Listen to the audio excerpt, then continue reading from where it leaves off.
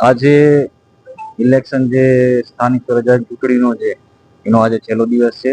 કાલે દરેક નાગરિકોને એક હું અપીલ કરું છું કે કાલે જય કરી સવારમાં ને પોતાનો જે કિંમતી મત છે એ જય કરી ને મતદાન મથકે વોટિંગ કરે.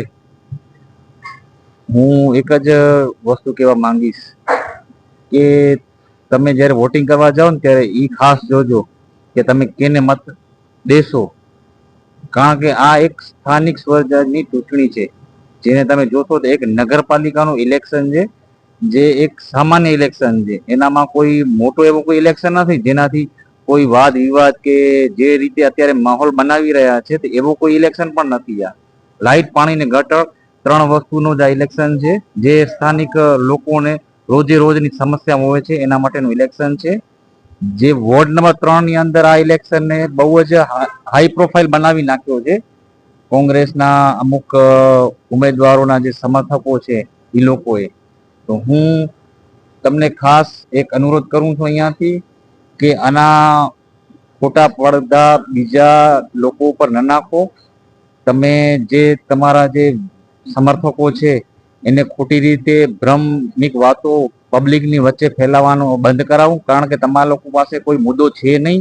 હવે એ અમારા મુદ્દાઓને ઢાંકવા માટે થઈ ને તમે નવા નવા મુદ્દાઓ જે લોકોની સામે નાખો છો તો એ ન નાખો. કારણ કે હમણાં 2 દિવસ પહેલા જ અમારા જે ઉમેદવાર છે એમના મમ્મી એ પોતાના પપ્પાના ત્યાં મળવા ગયા હતા.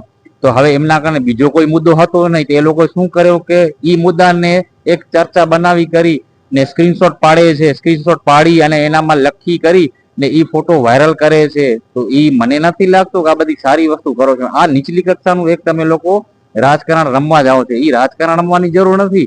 એ એક સ્થાનિક ચૂંટણી છે. એ તમે પબ્લિકને સમજાવો કે આનામાં આ બધું કરવાથી કાંઈ ફાયદો નહીં થાય. આપણે પબ્લિકને તમે ગુમરાહ કરો છો ખોટા વાયદા વચનો આપી કરીને.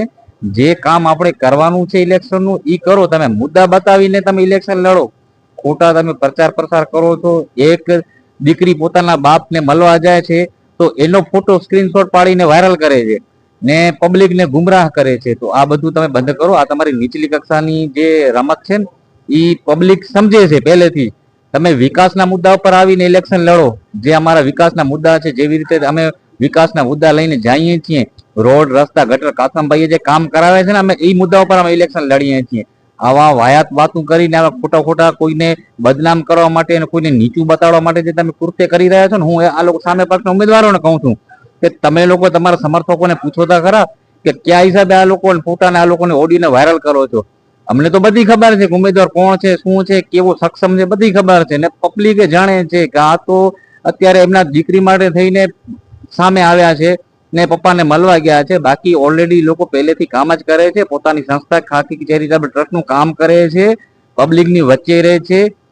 હું જોવા જાઉં તો એનામાં એક વોઇસ આવી હતી કે ઇસ્લામ વિરોધી કામ છે આ બધું. હું એનો પણ જવાબ દઉં છું કે ઇસ્લામ વિરોધી કામ નથી. પેગમ્બર સાહેબ માટે જયારે એક લેડી જયારે વાત ખોટા શબ્દનો ઉચ્ચાર કરી હતો ને ત્યારે એ જ મેમુના કાદરી હતા કે જેણે હજારોની સંખ્યામાં બાઈઓ ભેગી કરી ને કલેક્ટર કચેરીએ બધી બહેનો સાથે પહોંચ્યા હતા. તો એ બધું તમે જુઓ. તમે ખોટા માણસોની વાતોમાં આવીને જે ભ્રમક પ્રચાર કરો છો ને એ બધું બંધ કરો. હું એટલો જ આપના મીડિયા દ્વારા કહેવા માંગીશ કે જે સાચા કામો કરી રહ્યા છે, સારા કામો કરી રહ્યા છે, દિનના કામો એ કરી રહ્યા છે. અને આ એક સામાજિક લેવલનું જે કહેવાય ને કામ, એ એક માનવતાનું કામ છે. તમે ઇલેક્શન ઉભા રહ્યા છો એટલે એનો મતલબ એ નથી કે તમે નગરપાલિકા એક મોટો મુદ્દો મોટો નથી, એને મોટો મુદ્દો બનાવવામાં આવે છે. એક નાનકડું જ મુદ્દો છે આ.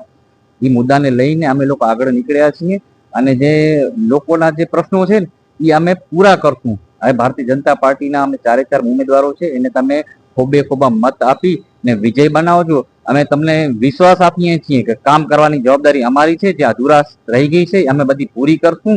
અને ખોટા ભ્રમમાં આવીને ખોટી જે આ લોકોને અફવાઓ છે એનાથી દૂર રહેજો. તમે વ્યક્તિને જોઈને અને જે લોકો કામ કરે છે એ લોકોને જોઈને મતદાન કરજો.